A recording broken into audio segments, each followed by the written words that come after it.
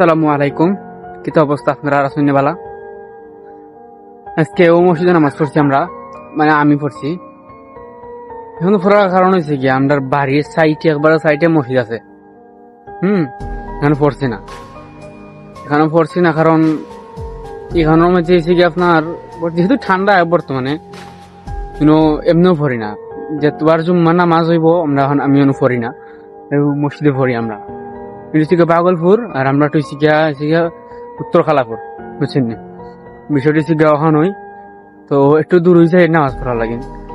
ছোট মসজিদ, নিরিবিলি থাকে, ঠান্ডা, মানে আরাম লাগে পড়তে।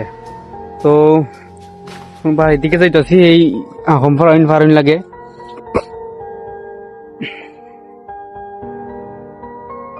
তো ফাইনালি আইছি।